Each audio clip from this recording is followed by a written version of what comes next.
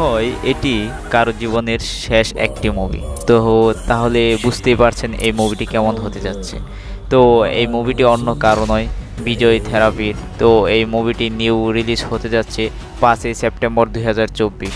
তো এই মুভিটির বাজেট ছিল মাত্র 300 কোটি। তো এই অ্যাকশনে পুরাই ভরপুর ছিল এই বিজয় থেরাপির এই গোয়াটা মুভিটির। ট্রেলার আমরা দেখে আমরা বুঝতে পারছি যে এই মুভিটি কেমন হতে যাচ্ছে। তো এই ট্রেলারটি দেখে আমার কাছে অনেক ভালো লেগেছে, কেননা এই মুভিটির মাঝে যা কিছু ছিল তা এখানে মোটামুটি আংশিক কিছুটা উল্লেখ করা হয়েছে। এই মুভিটিতে আমরা দেখতে পাই যে এটির বাজেট ছিল 300 কোটির মতো। তো এটি নাকি বিজয় থেরাপির শেষ মুভি। এটি শেষ হওয়ার কারণ হলো সে এই মুভিটি করার পর আর কোনো মুভি করবে না, সে চলে যাবে রাজনীতিতে।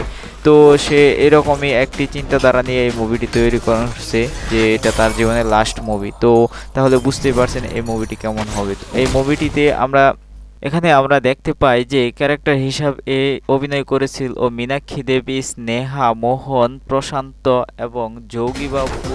এই মুভিটিতে অ্যাকশন ছিল ও ভরপুর। অ্যাকশনের ধারায় আমরা দেখতে পাই যে এই মুভিটি আমরা অসাধারণভাবে অভিনয় করেছে।